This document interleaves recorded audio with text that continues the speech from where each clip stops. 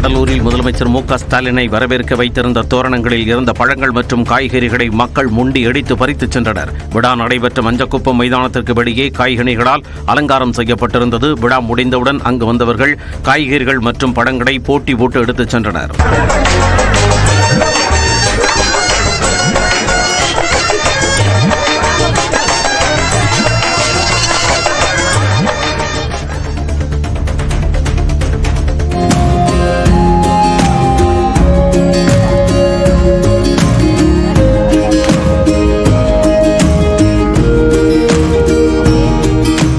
திருப்பூர் மாவட்டம் உடுமலை மூணாறு சாலையில் கம்பீரமாக நடந்து வரும் ஒற்றை யானையின் காட்சிகள் தான் இவை. 9 வனத்துறை சோதனை சாவடி அருகே வனப்பகுதியை ஒட்டியுள்ள சாலையில் மிகப்பெரிய காட்டு யானை ஒன்று ஒய்யாரமாக நடந்து வந்துள்ளது. அப்போது அப்படியாக சென்ற சுற்றுலா பயணிகள் ஆபத்தை உணராமல் யானையை தொடர்ந்து புகைப்படம் மற்றும் வீடியோக்கள் எடுத்துள்ளனர்.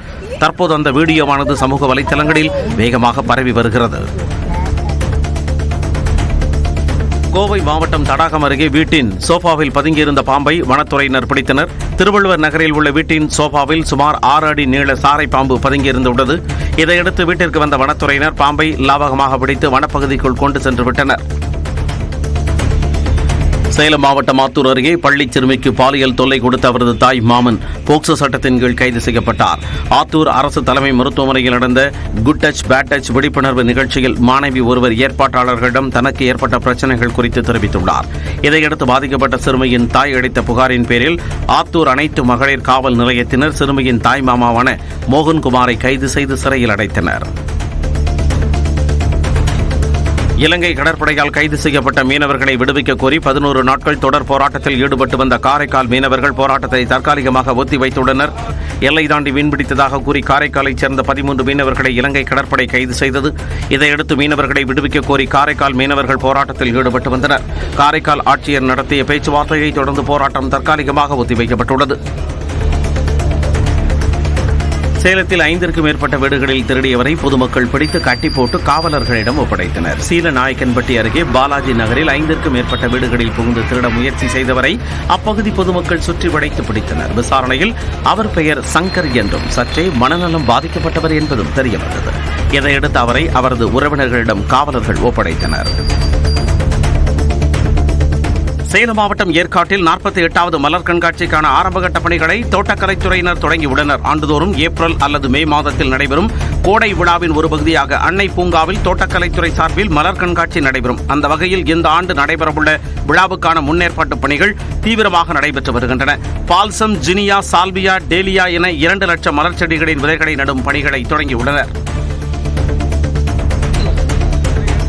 வாரத்தில் 5 வேலை நாட்கள், வங்கிகளில் உள்ள காலி பணியிடங்களை நிரப்புவது உள்ளிட்ட பல்வேறு கோரிக்கைகளை வலியுறுத்தி வங்கி தொழிற்சங்கங்களின் கூட்டமைப்பு சார்பில் பெரம்பலூரில் ஆர்ப்பாட்டம் நடைபெற்றது.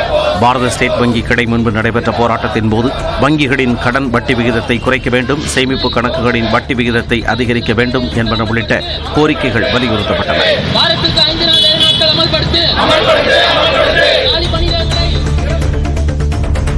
விருதுநகர் மாவட்டம் காரியாபட்டியில் அரசு ஊழியர் வீட்டில் 30 சவர நகைகளை திருடிய ஓய்வு பெற்ற ராணுவ வீரரை காவலர்கள் கைது செய்தனர். காரியாபட்டி அருகே கே செவல்பட்டியில் நெடுஞ்சாலைத்துறையில் பணியாற்றி வரும் ஆண்டாள் தேவி என்பவரின் வீட்டின் பூட்டை உடைத்து பீரோவில் இருந்த 30 சவர நகைகளை திருடிய வெம்பக்கோட்டையைச் சேர்ந்த ஓய்வு பெற்ற ராணுவ வீரர் கணேசனை காவலர்கள் கைது செய்தனர்.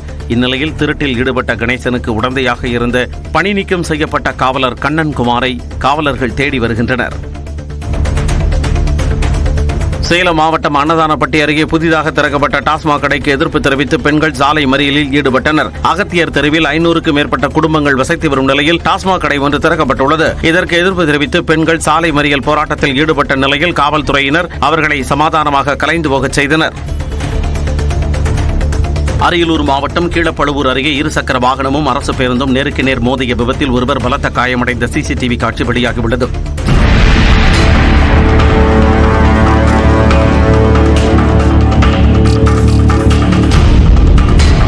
மலத்தான்குளத்தைச் சேர்ந்த சமுத்திரராஜி திருமானூருக்கு 2 சக்கர வாகனத்தில் சென்றபோது எதிரே வந்த அரசு பேருந்தின் மீது நேருக்கு நேராக மோதினார். இதில் பலத்த காயமடைந்தவர் தஞ்சாவூர் அரசு மருத்துவக் கல்லூரி மருத்துவமனையில் அனுமதிக்கப்பட்டுள்ளார்.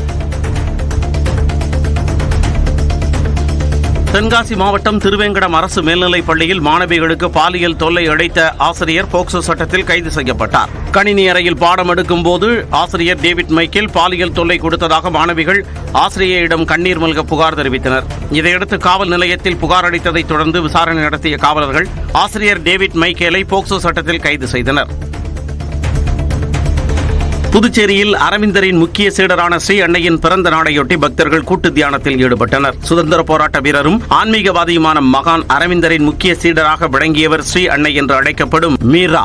அரவிந்தருக்கு பின்னால் ஆசிரமத்தை நிர்வகித்து வந்த இவரின் பிறந்த நாளையொட்டி அரவிந்தர் ஆசிரமத்தில் உள்ள அவரது நினைவிடத்தில் அஞ்சலி செலுத்திய பக்தர்கள் அதன் பின் கூட்டு தியானத்தில் ஈடுபட்டனர்.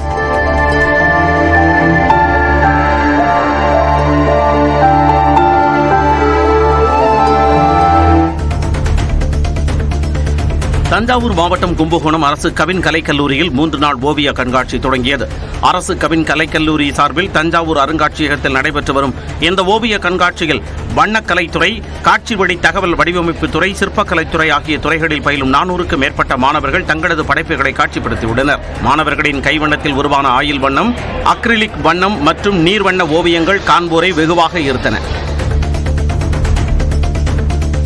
மயிலாடுதுறை மாவட்டம் தருமபுர ஆதீனம் மடத்தில் ரசாயனம் இல்லாத இயற்கை உரம் தயாரிக்கும் தொழிற்கூடத்தை ஆதீனம் திறந்து வைத்தார். தருமபுரம் ஆதீன மடத்திற்கு பக்தர்கள் கொண்டுவரும் பூக்கள், பூமாலைகள் மற்றும் மடத்தை சுற்றியுள்ள மாமரம் உள்ளிட்ட மரங்களின் இலைகள், மரக்கழிவுகள் காய்ந்து வீணாவதை தடுக்க நடவடிக்கை எடுக்கப்பட்டுள்ளது. இதன்படி அவற்றை மறுசுழற்சி செய்து உரம் தயாரிக்கும் ஆலையை தருமபுரம் ஆதீனம் திறந்து வைத்தார். காவல்துறையினரை கண்டித்து கோவை ஆட்சியரிடம் புகார் அளிக்க வந்த திருநங்கைகள் கண்டன ஆர்ப்பாட்டத்தில் ஈடுபட்டனர். காவல்துறையினர் தங்களை தரக்குறைவாக நடத்துவதாகவும் எந்த ஒரு விசாரணையும் மேற்கொள்ளாமல் வழக்கு பதிவு செய்வதாகவும் திருநங்கைகள் குற்றம் சாட்டுகின்றனர். இதையடுத்து ஆட்சியர் அலுவலகம் முன்பு கூடிய அவர்கள் கண்டன ஆர்ப்பாட்டத்தில் ஈடுபட்டனர்.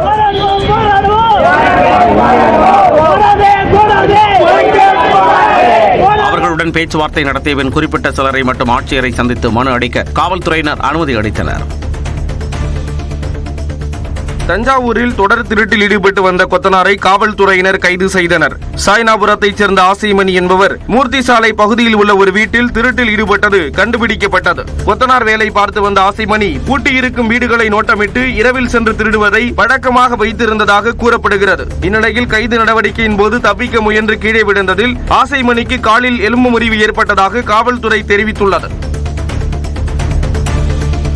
கடந்த 10 நாட்களில் ஆந்திராவிலிருந்து தமிழகத்திற்கு கடத்தி வரப்பட்ட 729 கிலோ கஞ்சாவை இந்திய போதைப்பொருள் தென்மண்டல அதிகாரிகள் பறிமுதல் செய்துள்ளனர். வெள்ளிக்கிழமையன்று லாரியில் கடத்தி வந்த 300 கிலோ கஞ்சாவை செங்குன்றம் அருகே நல்லூர் சுங்கச்சாவடியில் பறிமுதல் செய்தனர்.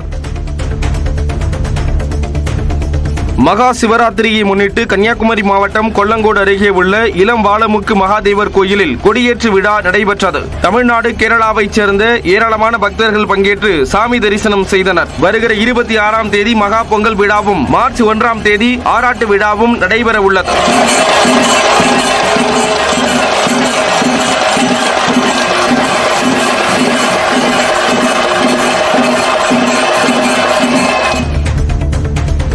ராமநாதபுரம் மாவட்டம் திருவாடானை அருகே அருந்து கிடந்த மின்கம்பியை மிதித்ததில் பெண் ஒருவர் சம்பவ இடத்திலேயே உயிரிழந்தார். ஆக்கலூர் கிராமத்தைச் சேர்ந்த ஜான்சிராணி ஆறுமுகம் தம்பதிக்கு ஒரு மகனும் ஒரு மகளும் உள்ளனர். இந்நிலையில் மாட்டு கொட்டகைக்கு சென்ற ஜான்சிராணி வீட்டின் முன்பு அருந்து கிடந்த மின்கம்பியை கவனக்குறைவாக மிதித்ததாக தெரிகிறது. இதில் மின்சாரம் பாய்ந்து துடிதுடித்து உயிரிழந்தார். புதுக்கோட்டை ராஜகோபாலபுரத்தில் புதிதாக திறக்கப்பட்ட பள்ளி வாசலுக்கு மத நல்லிணக்கத்தை ஏற்படுத்தும் வகையில் அனைத்து சமுதாய பொதுமக்கள் ஒருங்கிணைந்து சீரெடுத்துச் சென்றனர். மாநகர் ராஜகோபாலபுரம் 3வது வீதியில் புதிதாக அல்மதீனா ஜும்மா பள்ளிவாசல் திறப்பு விழா நடைபெற்றது. இதில் அனைத்து சமுதாயத்தையும் சேர்ந்த மக்களும் பங்கேற்று சர்க்கரை, பூ, பிஸ்கட், பழம், சாக்லேட், வெற்றிலைப்பாக்கு, பேரிச்சம்பழம் உள்ளிட்டவற்றை சீர்வரிசையாக சுமந்து ஊர்வலமாக வந்து கொடுத்தனர். அவற்றை ஏற்றுக்கொண்ட பள்ளிவாசல் தலைவர் அனைவருக்கும் சால்வை அணிவித்து மரியாதை செய்தார். ஈரோடு மாவட்டம் கோபிச்செட்டிப்பாளையம் அருகே முன்னாள் காதலனை கத்தியால் குத்திய காதலி உட்பட 2 கைது செய்யப்பட்டனர்.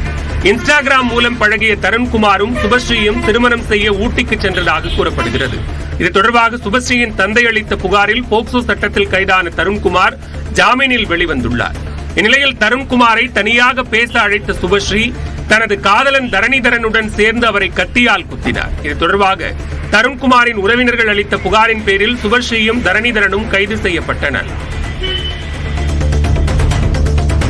திருவள்ளூர் மாவட்டம் கும்மிடிப்பூண்டி அருகே அரசு பள்ளியில் ஆய்வு மேற்கொண்ட மாவட்ட ஆட்சியர் விளையாட்டு பாட வேளையின் போது வகுப்பெடுத்த ஆசிரியரை கடிந்து கொண்டார்.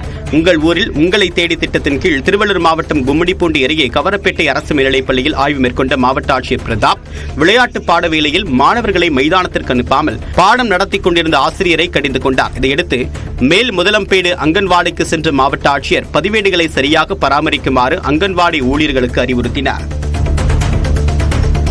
சேலம் மாவட்டம் கிச்சிப்பாளையம் அருகே போதை மாத்திரை பயன்படுத்தியதாக ஒரே இடத்தில் வைத்து 13 இளைஞர்கள் கைது செய்யப்பட்ட சம்பவம் பரபரப்பை ஏற்படுத்தியுள்ளது. கிச்சிப்பாளையம் பகுதியில் காவலர்கள் ரோந்து பணியில் ஈடுபட்டிருந்த போது ஒன்றாக அமர்ந்திருந்த 13 பேரிடம் விசாரணை மேற்கொள்ளப்பட்டது.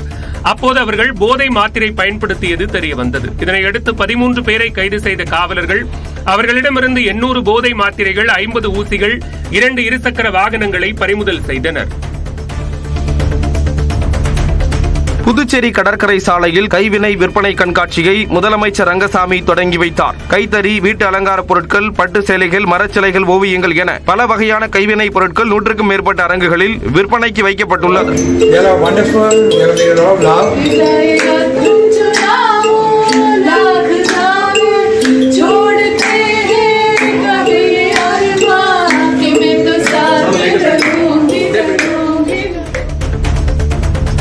பணி ஆணை மற்றும் நிலுவைத் தொகை பெறுவதற்கான உத்தரவை வழங்க லட்சக்கணக்கில் லஞ்சம் பெற்ற நீலகிரி தொடக்க கல்வி அலுவலர் கையும் களவுமாக பிடிபட்டார். தற்காலிக ஆசிரியர் ஜான் சிபுவுக்கு நிலுவைத் தொகையாக 25 லட்சம் ரூபாய் வழங்க நீதிமன்றம் உத்தரவிட்ட நிலையில் உத்தரவை வழங்க மாவட்ட தொடக்க கல்வி அலுவலர் சந்தோஷ் 2 லட்சம் ரூபாய் லஞ்சம் கேட்டுள்ளார். லஞ்ச ஒழிப்புத்துறைக்கு ஜான் சிபு தெரிவித்ததை அடுத்து உதகையில் உள்ள தனது வீட்டில் லஞ்சம் பெற்ற போது சந்தோஷ் கைது செய்யப்பட்டார்.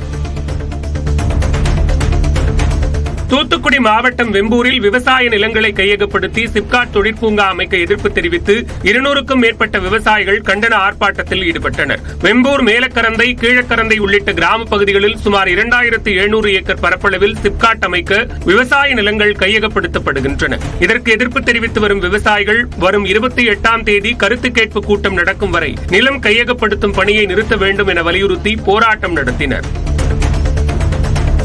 தருமபுரி மாவட்டம் பென்னாகரம் அருகே தூக்கிட்டு தற்கொலை செய்து கொண்ட இளைஞரின் உடலை வாங்க மறுத்து மருத்துவமனை முன்பு உறவினர்கள் போராட்டத்தில் ஈடுபட்டனர். நெரும்பூரைச் சேர்ந்த கோவிந்தராஜ் தனது வீட்டில் தூக்கிட்டு தற்கொலை செய்து கொண்டார். இவருக்கும் பக்கத்து நிலத்துக்காரருக்கும் இடையிலான நிலப்பிரச்சினைக்கு தீர்வு காண காவல்துறையினர் 20,000 ரூபாய் லஞ்சம் கேட்டதாகவும் அதனால் ஏற்பட்ட மன உளைச்சலால் கோவிந்தராஜ் தற்கொலை செய்து கொண்டதாகவும் உறவினர்கள் குற்றம் சாட்டுகின்றனர். இதனையடுத்து காவல்துறையினர் மீது நடவடிக்கை எடுக்க கோரி ஒகேனக்கல் பிரதான சாலையில் அவர்கள் போராட்டத்தில் ஈடுபட்டனர்.